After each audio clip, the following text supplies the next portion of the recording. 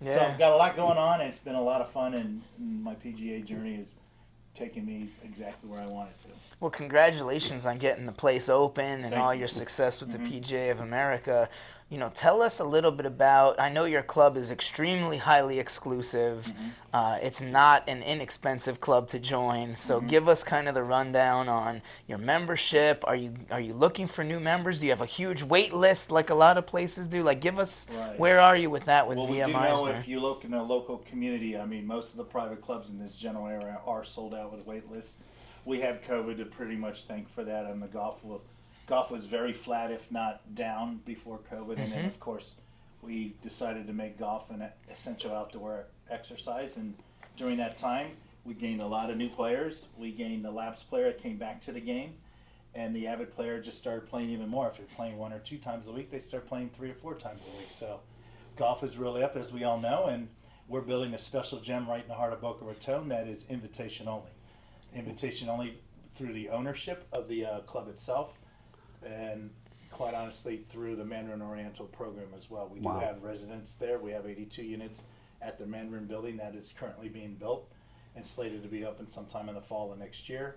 They're automatic members to the club if they bought a unit there. Everyone else is by invitation only under a founder membership program.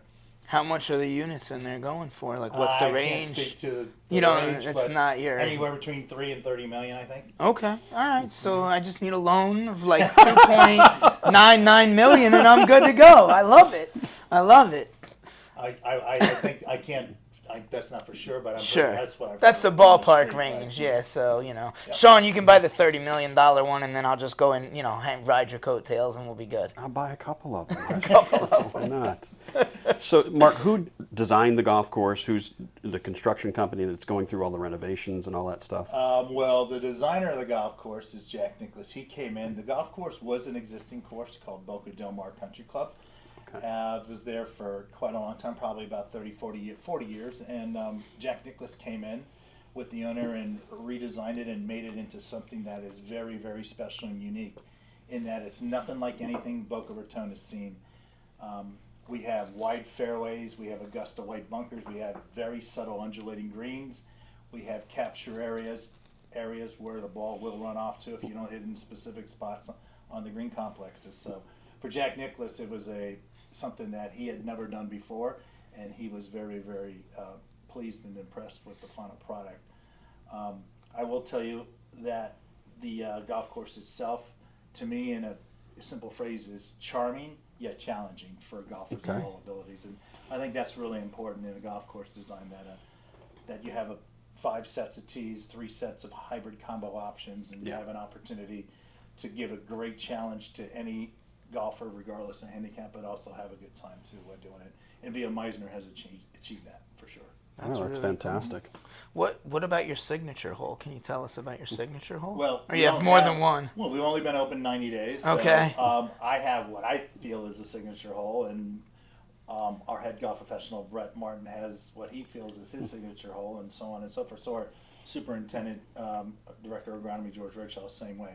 So this is the great part about this club, and the reason why I left Fort Lauderdale Country Club after 27 and a half years. I mean, that was a club that I thought I was going to retire at. But to have this opportunity to develop a club and have it evolve in real time while we're working on it, it's been everything I could ask for, and it's been a lot of fun. So, and it's the reason why I took on this new opportunity. So, but as you say that, what is our signature hole? I like the 13th hole. It's got 11 bunkers on it. It's a 485-yard par 5, but it's got a bowling alley for a drive.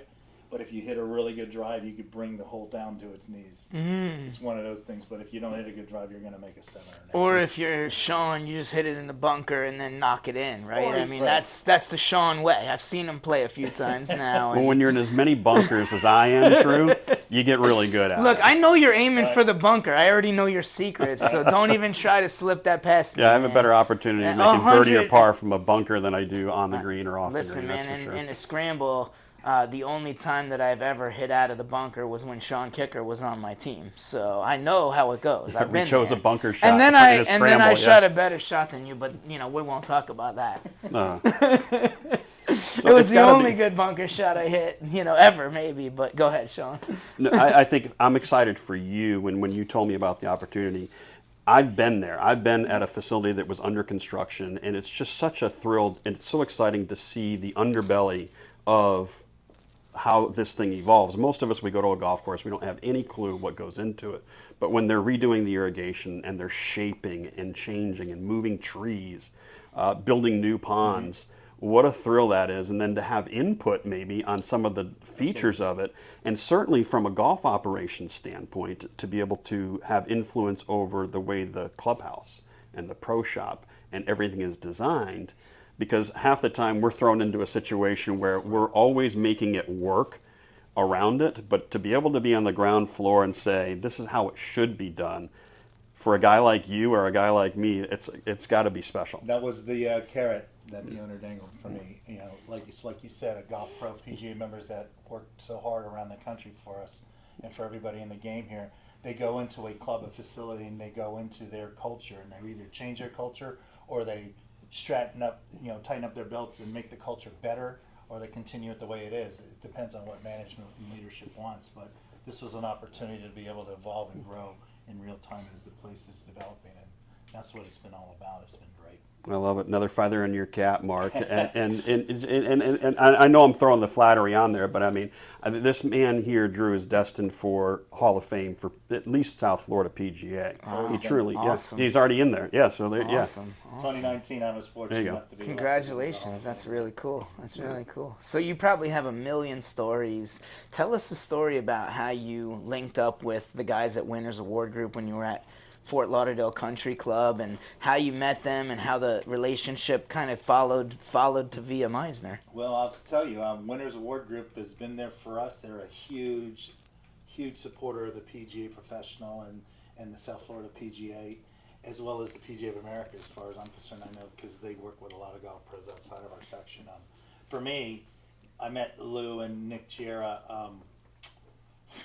2000, probably, under my former head golf professional, Michael O'Brien, who did some work with them with specific creative gifting. And when I became the director of golf in 2001 at Fort Lauderdale Country Club, we really took off with our partnership with Winners Award Group, because every year for our biggest events, whether it's the club championship or the member guest, specifically to the member guest, we always threw a new theme out there. And I would approach Nick and Lou and say, hey, listen, this is the theme this year. This year we're going to do beers of the world, or this year we're going to do an Olympic theme or a race car theme. And they've come through in spades every time with a very unique and special gifts that really wowed our members and their guests in that event. We keep them undercover until the day before the event, and then you uncover them in it, and there's this awe. Yeah. You cannot believe this is what we're playing for these next 4 days. And when I present on the Saturday, fourth day, it's just a wonderful event. And these they come. We give them the warm welcomes. We give them the magic moments on the golf course, and that is the pinnacle of the magic moment. Is that special gift that Winners Award comes through each and every year, and I can't thank them enough. That's awesome. I like how you keep it a secret and you unveil it. We, as golf professionals, we all run tournaments. We all go through the day-to-day grind. But to get to that elite level at what we do, there's certain touches of excellence that lead to putting us there. That was one of them, and I'm glad that you shared that. But maybe share another thing or two that you've done over the years that might be that little different touch. Different touch with respect to the awards. Even day-to-day operations or stuff like that. So what are some of the things that set an elite golf operation apart from John Q. Public? Right. Well, I think it starts with your team, and it starts with your people that work underneath you. I lead by example. I like to lead as a coach, not like as a boss, if you know what I mean. Get in the trenches, roll up the sleeves with the operations, and do the work with them. Earn their trust, earn their respect, because on a really hard day of work, it's manageable if you got a great team. But if you don't have a great team, it could be a really horrible day, a day where people might actually want to walk. So I think it's really important that there's trust in the team, that there is I've got your back, and we get better each day. We learn from our bogeys, and we celebrate our birdies. I mean, that's the philosophy I bring to the table with the golf operation, and with that, I believe that we grow together, you know, as great professionals. And the most important thing about when everyone buys into that, everyone wants to come to work. They don't have to come to work. They don't come into work saying, I have to be here. I come to work because I really, really want to be here, and I am looking forward to the day and what's ahead of us. And It sounds that's like all I could ask for. it sounds like every great CEO book that I've ever read, from Jack Welch. You know, a boss versus a leader. A boss says, "Go do this." A leader says, "Come on, let's go do this." Right. I always used to think of myself. I'd say, "Hey, I'm the head coach of the football team. I will get in your grill." You know, my head pro at the time. He's the offensive coordinator, my first assistant. He's the defensive. Look at it that way, and we all come together as one. You know, and when we do that, it's infectious. It goes to the other departments, the food and beverage department, the membership department, the golf course maintenance department. So, you know, I've always preached all my years as a PGA board member at a section and national level that the PGA member should be and is the most valuable player at a golf facility, without question. No disrespect to the general managers out there, but the PGA golf professional knows the passion of the game, the industry, and everything that goes with it. And as that individual grows, that PGA professional becomes worthy of becoming a PGA general manager. And that you're seeing that a lot nationwide going on right now. That general managers aren't just guys coming from hotel backgrounds and food and beverage, and you know, food and beverage and resorts and fitness facilities, but now you've got people that are coming from the green grass golf professionals that are learning all those skills in addition to what the tradition of the game is, and they're becoming the best GMs in the country. And it's just something I love to see. It is an incredible transition that's happened over the last 10 years, right, Mark? From where we were as an organization 10 years ago to where we are, the education has transformed, and the life learning. I went through the specialized professional program. I'm just about done with certified, and I've got my eye on master professional status, which has been a long time goal of mine. Outstanding. But even the associates program that they've got going on, the amount of general manager material, the finance and the thought process that goes behind managing a golf facility, has given the tools to guys that were just really good at playing and teaching and glad handing, as we were traditionally have always been. But we now have so many more tools in our bag. Right. The PGA of America has done a great job. I mean, when you and I went through the apprenticeship program, what it was called then, it was more of a potpourri of a bunch of stuff in certain levels. Now, today, the associates, they get opportunities to go through 3 specific career paths, whether it's executive management, golf operations, or teaching and coaching. Specific career paths, and all 3 of them will lead back to PGA membership. So it's a really cool what everybody has done there at PGA of America. With respect to education, you know, work with them, being on the employment committee, everything we're doing to make sure that we get the right people in the pipeline to take our jobs 10 years from now and 15 years from now, when we decide to hang it up and retire. We need people in the pipeline that are passionate like we are about the game, and we're achieving that right now through the way we're recruiting and through the way we're doing all these education programs, like you said. So I really, really am excited to see what the next 20 years of the PGA America is going to be all about. Yeah, as am I. Proud to wear the logo, as I always have been, but more so today than ever. Yep. And it seems like golf is that one sport that brings all different generations together. I could be playing, I'm 41, I could be playing with 70-year-olds, I could be playing with kids that we've met through the first tee, and none of that stuff that you see about generations bashing on each other's exists out there on the golf course, right? Race doesn't matter, gender doesn't matter, none of that stuff matters when you're out there on the golf course, smiling, having fun. We talk about having a positive attitude all the time. So how are you guys finding it as far as most businesses out there, forget about golf for a second, are having trouble recruiting that younger generation, the millennials specifically, and Gen Z? How are you finding that now that you kind of brought that important piece up? Well, I will tell you, being on the board with PGA of America over the last 4 years, and the previous board members, you know, over the last decade, they have spoken and we have listened. The youngsters, the millennials, the Gen Zers, and all those that are passionate about golf, that really want to make golf their profession, have certain work-life balance requirements that they want, and we're doing that.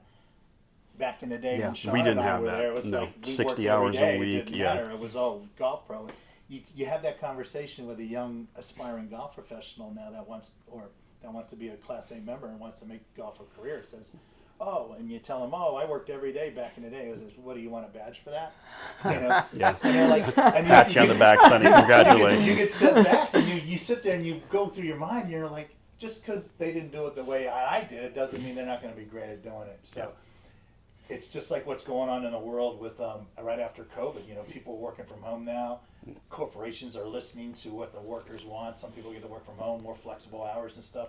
I think that's happening here in our profession too, and it's only going to make us better, because if they get what they want, they're going to definitely flourish with the industry and what they want to do, because there is, give back on both sides, if you will, so everyone comes to an understanding that this is how we're going to move forward and this is how we're going to be successful. Ultimately you have healthier, happier people that are at your golf course on a day-to-day basis. And I started this long ago, 20 years ago, when I first got my head pro job and became a director of golf. I swore that no one that ever worked for me was going to work the hours that I did and be treated the way that I was coming up. And as a result, if you look at who I am in contact with today, my entire inner circle are people that used to be former assistants of mine or worked for me. I have about 40. My circle is about 40 people. And if you ask them, they all worked for me at one point or another. And that's because I treated them with decency, we worked hard, and we're like family. Right. That's the secret. And we had great operations. We always had a great operation. Well, you also build stronger relationships through the game of golf, which is a recurring theme for us on the podcast, which is, you can use it for business, you can use it for networking, high-end networking, if you will, at an elite club like yours where it's invite only. They're only going to bring people that they're doing business with or they know as family or very close friends, and you keep that inner circle. And I argue all the time with the tech guys and the AI guys that AI is never going to replace this. Right? I mean, that face-to-face interaction, it's going to still happen on the golf course. It's going to still happen at tennis and pickleball now and other places. And I don't see that getting replaced by a computer ever. And maybe I'm naive and old school, but I just don't see it. No, you're right. You're absolutely right, because, there's certain things we are always going to be human about, and family, of course, is the first thing that comes to mind. But it's like you said, in the golf world, when you become really close to people over a certain amount of time, golf becomes some family. Your golfers, your friends, the people you work with, your fellow peers, and all that stuff. They become family, just not blood related, of course. But you feel the same way, where you want to spend personal time with them, face-to-face time. Yeah, I would invite him over to my house for dinner and a cigar and a scotch and hang out on the back patio and tell stupid jokes and have story time and all that. And we're talking about the 3-finger country club pour, right? Of course. Yeah. Or just give him Sean comes over, as long as it's a nice bottle, I just give him the whole bottle. It doesn't matter, right? Too funny.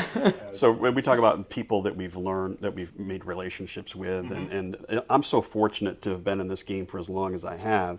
I know that I've met celebrities, professional athletes, heads of state. I know you've met even more at even higher levels. Would you mind sharing with our guests some of the people that you, because of the game of golf, that you had the opportunity to meet and maybe even form relationships with? Right. Well, golf's been so good to me. Not only just in the South Florida section. As you know, a lot of the PGA Tour members live and reside in our section. But when I was voted in to become a District 13 director and a board member with PGA of America, that gave me the opportunity to really meet the best of the best in the country, the finest golf pros from all over the country in one room, making decisions for the 28,000 members and associates of our association. Getting to meet the tour commissioners, Jay Monahan, I get working with Seth Waller, CEO, every day. Things like that have been, I have to pinch myself sometimes that I'm doing these things in the room with the best chief executive officers of everything that we do at PGA of America, and then being able to announce the players at the PGA Championship, the Ryder Cup, at the KPMG. Yeah, I remember Women's taking a PGA picture of the Championship. television screen, Right. and you were in the background at the PGA Championship or the Ryder Cup, and I sent you a text message of you on the screen. Getting to spend time with the players is a lot of fun too. And the year Colin Morikawa won in San Francisco, that was a COVID year. I did go and work that year, and they put us in the PGA Tour bubble, so we all stayed in the same hotel, and we really got a lot of one-on-one time. I got to spend a lot of time with the players then, and you know, they're really, really great people, and I'm just so happy that, you know, they got the passion when they were kids to become the great players in the world that they are here. And then they sprinkle all that to us, and they thank us for what we do, for putting the event together, for what we do at the facilities that we work at, for what we do for junior golf, for what we do for our veterans, for what we do for you know, our inner city kids too, and everything. It's just it's like I said, I got to pinch myself when they talk to me at that level, because it's like we really are accomplishing great things at PGA. You know, I said before, I know you have a million great stories. Can you pinpoint one or two stories for our listeners that we'll either get a great laugh out of, or just a special moment in your career? Well, I could give you one for a special moment in my career. Yeah, so please. When I was the director of golf at Fort Lauderdale Country Club, every year we did a trip abroad and a trip here domestically. So this one particular year, it was in 2016, we went to northern Scotland, and the last day of this fantastic, epic 10-day trip, we played Castle Stewart in northern Scotland. And we get to the 16th hole, and it's a par 4, 337 yards, and my caddy's name's Karen, goes, "I think you could hit the green." I said, "Okay, all right." She says, "You hit the driver, hit it right here in the right center at the apex right there. It'll skip right off this apex and go right to the green, and you should get on the green."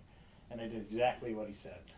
So he's more excited than I am to find where my ball is. We get over the hill and we look at the green, and there's no ball on the green. There's no ball around. He goes, "It must have gone around back." I said, "Okay." I go, "But there's water back there." He goes, "There's no way it got there. That's like 400 yards. And so we get there, and the pin's in the up front, in front third. And he walked right by the hole, and he looks at it. He goes, "Tyler's 2 blue dot." I was like, "Don't mess with me." And he goes, "Mate, I'll never mess with you on an albatross hole in one." Wow. My first hole in one in my life. No way. On a par 4. What a great story. That is a Wow, really that's good one. And I'm fantastic. so jacked, and I'm so got the adrenaline flowing. So the next hole's a 220 par 3, and I stuck at the 4 feet. And he goes, "I want a 1, 2, 3 finish with you, because 18's a par 5. He said it was down one you could hit it into, but I missed the putt on 17. Okay. Oh, man. What a great story. The captain of the club actually came out. He was in a top hat, top coat. There was some formal event going there. He handed me a picture of the 16th hole from a professional photographer and said, "Nobody has ever made a hole on that hole." And they had just had this. Oh, no way. So the stands from the Scottish Open were still up. So that was kind of cool. So where is that picture now today? Well, I'll tell you what happened with that picture. Lou and Nick Chiera here at Winners Award Group built a special shadow box for me. And it's all there. So I got the picture of the hole that was given to me. I got the scorecard. I got a picture of me and my caddy, and I got the ball all in one beautiful shadow box that hangs on the wall. In your house or in the office at Via It's Mizer? currently Or at my house right it's at the now, house, But okay. it was at the wall when At I was Fort at Lauderdale. Country Club, and I had it the first couple months when I was at the corporate office at Via Mizer. But we just moved into our new pro shop, so it's going to make its way over there. Well, I gotta say, I think that was the exact mic drop we were hoping for. Exactly. How do for you the top end. that? Like, that's it. Game over. Game This over. podcast is over. Thank you for Winners Award Group in the studio. Thank you, Mark VanDyck, for coming down from Via Mizer to Thank you spend so some much for time having with me. us. And we will see you guys next week with a new episode next Thursday. Thanks for listening to the OnPar podcast.